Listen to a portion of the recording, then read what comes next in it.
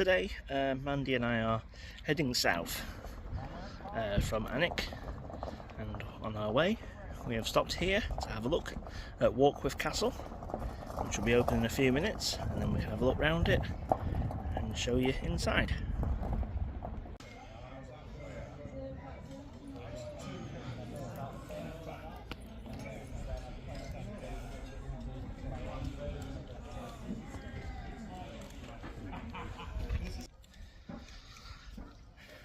The sun has come out and the wind has died down from the storm over the last couple of days, and we now stand inside Warkworth Castle.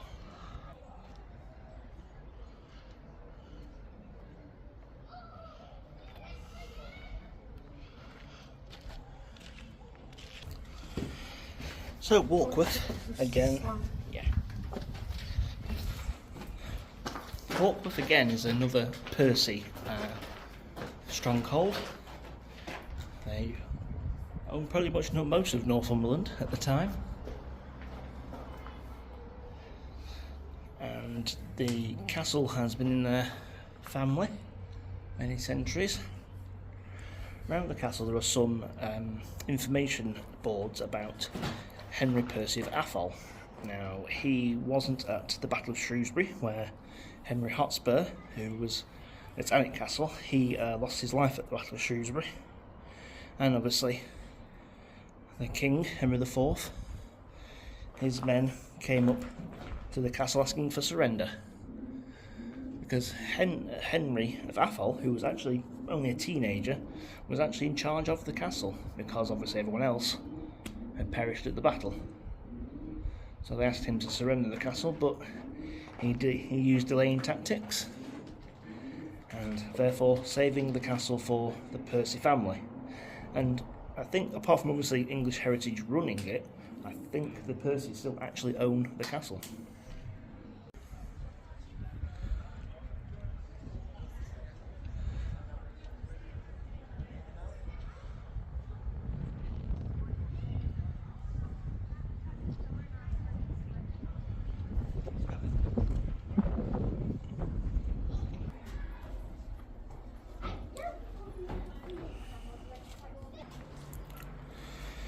So the information board here says the Grey Mare's Tail Tower. Grey Mare's Tail Tower overlooks the low road from the south as it passes through Warkworth village and over the river Coquet. The tower seems full of aggression. It's two-storey, arrow loops and battlements. Despite its appearance, the tower was not suitable for fighting. The stone in front of the arrow slits made it difficult to shoot through them. Well, obviously.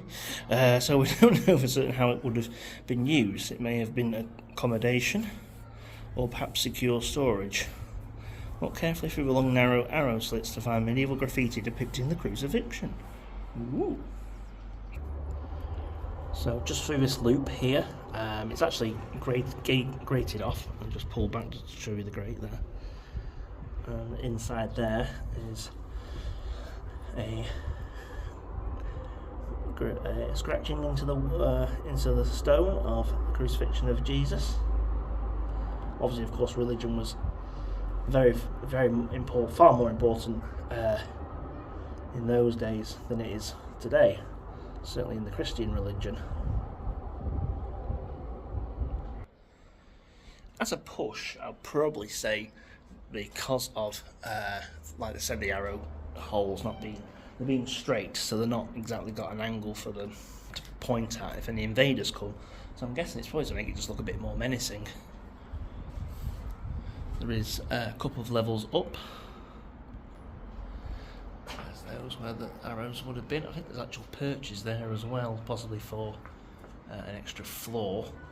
And obviously the tower goes through into that network there.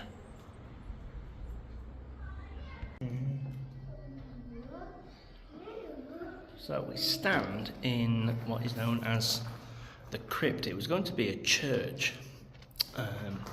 built inside the castle, and they made this crypt which they thought could have held obviously the family members of the Percy family who will have died.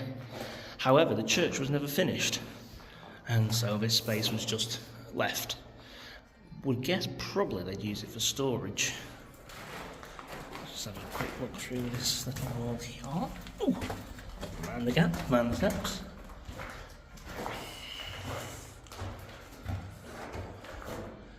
Yeah. Definitely later on. No Norman arches here, that's for sure, all Gothic look. So we have here the Great Tower at Warkworth, one of medieval England's most important surviving buildings, in effect a castle within a castle. The Great Tower presented a more sophisticated version of the accommodation and dining quarters of the Bailey. The tower provided an impressive backdrop for ceremonies, meetings and feasts. The master builder of the Great Tower was probably John Loon. In the late 14th century he was responsible for works at some of the more impressive castles in the north. It's hard to overstate Loon's accomplishments in the Great Tower, comprising 3 stories of accommodation, offices, kitchens, a great hall, chapel, an array of corridors, passageways and concealed stairs, all within a symmetrical cross plan. And this is a really cool, I guess that's bronze I would think, model of the keep, giving you numbers here of chambers and where things are. So I think we'll probably be going in there next and see what we can see. As we stand at the top of the stairs of the Great Tower, we see 2 minstrels playing some medieval music. There are little things on, I think, for kids here today. At a tent over there, that's actually a shop tent. They've got a few little bits and bobs. And into the Great Tower we go. There's Mandy.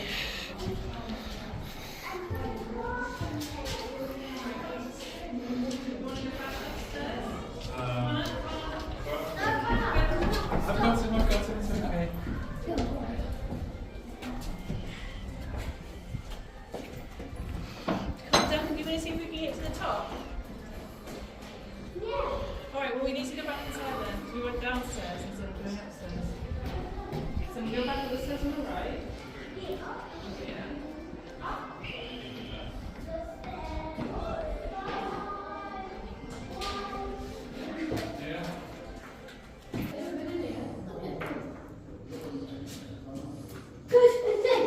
Looks like a drinking, like a fountain for holding water, or possibly for christenings.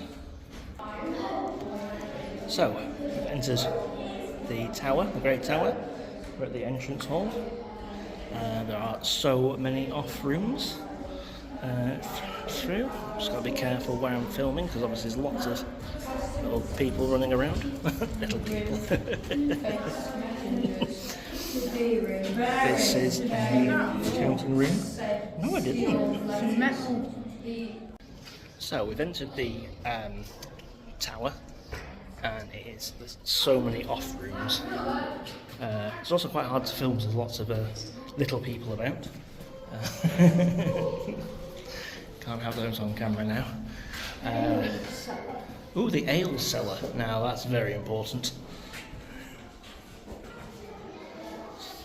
So there's a ale cellar. Good place to come for a wee drink. Obviously, this place just seems to go on and on and on. I did actually say at the front, obviously there's lots of different stairwells and little hidden rooms. So there's the stairs to the ale cellar. And above the ale cellar is the buttery and pantry. That's supposed to be a cooler room. Around the castle there's these little boxes that tell you about the castle and about different rooms.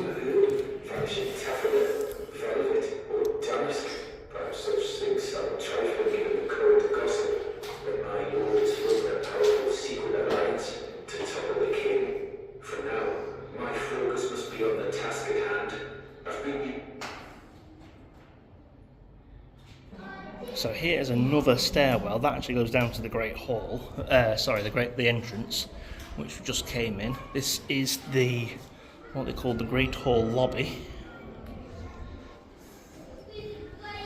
And we'll follow Mandy into the Great Hall. Honestly, so many different offshoots. Yeah.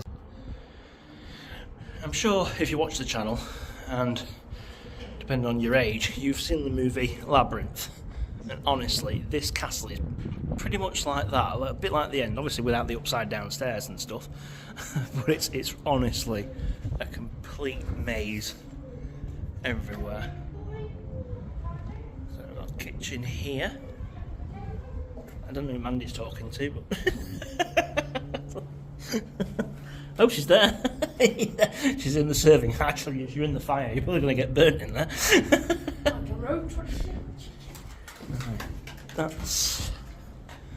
That must be. Oh, I don't know. Flipping heck. Yeah, probably an oven. It's just there's not really much air for it to go. Yeah. But I'm guessing. Mind me head again. There we go. Drainage there.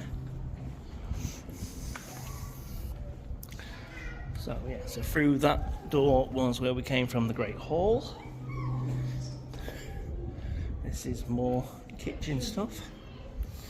I guess that's supposed to represent a fair. Feast for an earl and you. Oh, I see. It's an artist's piece. Not really an artist person, to be fair. Some art's good, some it's just pants. Mandy's descending stairs, a bit pokey stairs. I have to watch myself because I've already cracked my head, so. Very pokey stairs. This apparently goes down to the Good Hall. I don't know what the difference between the Good Hall and the Great Hall is, but there you go.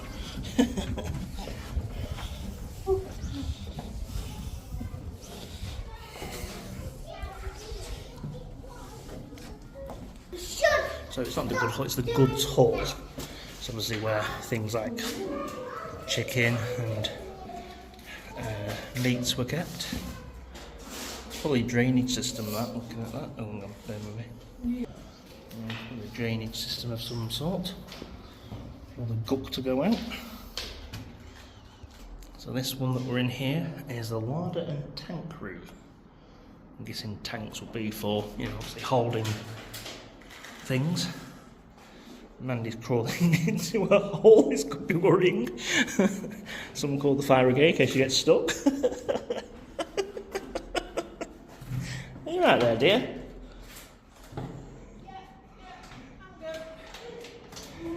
Does it go anywhere? You can stand up in it. Yeah, I think I'm alright. I'll take a picture for it. Kill. Yeah. Not going to see much in the dark.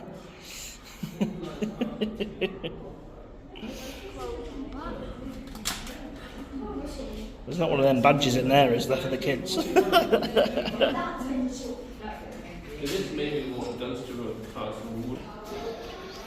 So if my parents lived in medieval times and they weren't royalty, they'd be definitely in the wine cellar.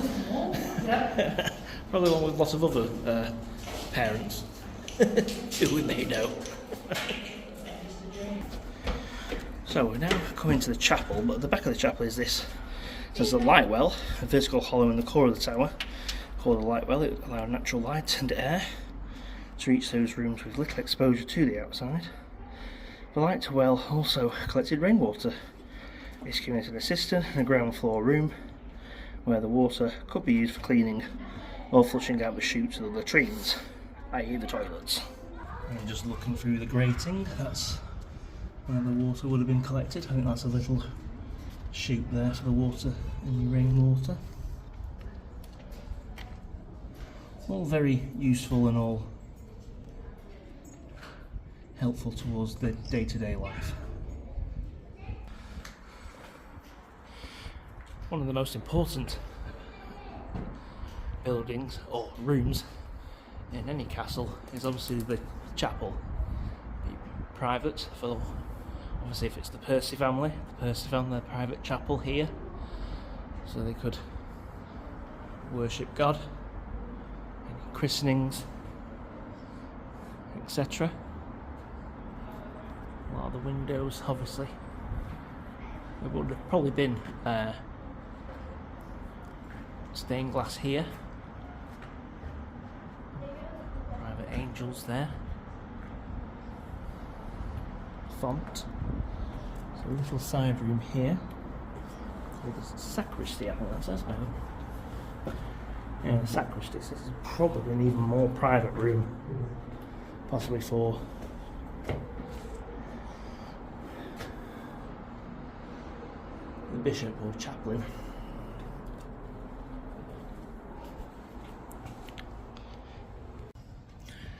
From the chapel, we have come into the great chamber, where the lady of the castle would entertain her guests. And through this little gap, little walkway there, more stairs going up. This probably would have been her actual bedroom now.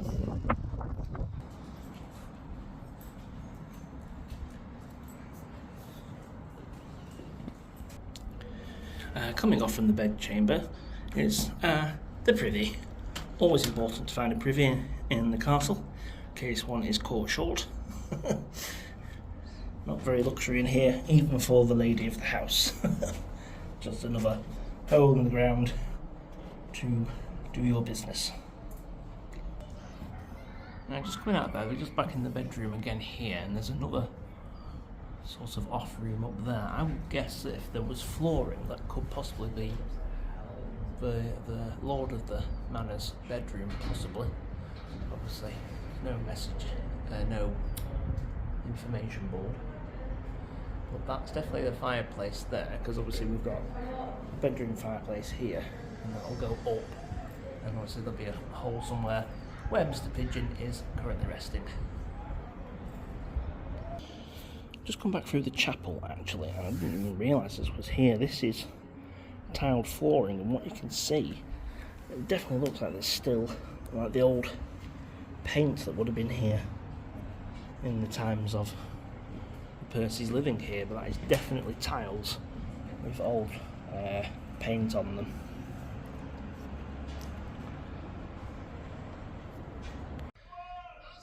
So we've left the tower now, and just stood in the northwest gatehouse. This was, I'm guessing, what you'd probably call a tradesman's entrance. There's a story here of a lady who would sell fish, and obviously people would, you know, someone from the tower would, or the castle, would hear her and say, "Oh yes, come in, bring your wares." Over there, you can hear is sort of jousting going on. Not real jousting, kids with foam sticks. So that's over there. I think we'll just have a quick look at the other little towers. It is a lovely sunny day here, and yeah, we're doing all right. I'm glad the wind has died down. Sadly, we came here the other day. Having a lot of fun over there. Like I say, they have to have these entertain kids these ways, because obviously, you know, if it's not on a small tiny screen, it's very hard to do that for children, to entertain them. But for me, I love going around castles when I was a kid, all the stuff you could explore and things. But there we go. Anyway, just as I'm gonna make sure that I don't film anyone, show you this little show you this little tower here. So that's probably part of the curtain wall. Can't show you too far over, obviously, but yep, there's part of the curtain wall, and this would be the north gate, which will obviously let people in as a tradesman's entrance. So behind me is the Great Hall, where obviously dinner would have been had. Across the side here, I just have to be careful because obviously there's still children about. We just finished the jousting. There's a tower here, and then of course just across over there, that one was called the Lion Tower, which is more of a sort of decorated porch to come into the Great Hall for the meals. Just here is the hearth, where they would obviously kept a warm fire going for everyone sat in the hall. So we're currently in what would have been the Great Wardrobe, obviously where the king's booked clothes basically will be kept. And as we head upstairs into another part, this is going to be the great chamber, where the great chamber for the Lord of the Manor would have been. Just wait here a moment, lots of people coming in and out. So from the tower over there, this obviously would have been the great chamber. But also there says solar over cellar. So they obviously have sunspots for certain things. Not really sure what that would have been for, so I'll have to look that up. Some more music now. And here's this tower yet again. There is some stairs in the corner, but you can't get to those obviously because that part of the flooring has gone. And it's the stairway I just came up before. Don't, sorry fingers. Don't injure yourself going down, Richard. Anything is possible. I don't know where Mandy's disappeared to.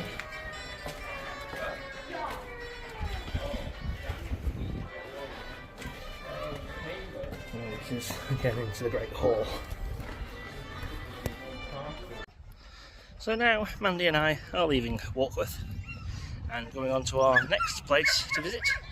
We're heading down south, well not south, but southern from where we are, to Whitby. So we shall see you on our next misadventure. Please like, subscribe, comment, follow, all that other stuff, and we'll see you in the next one. Bye for now.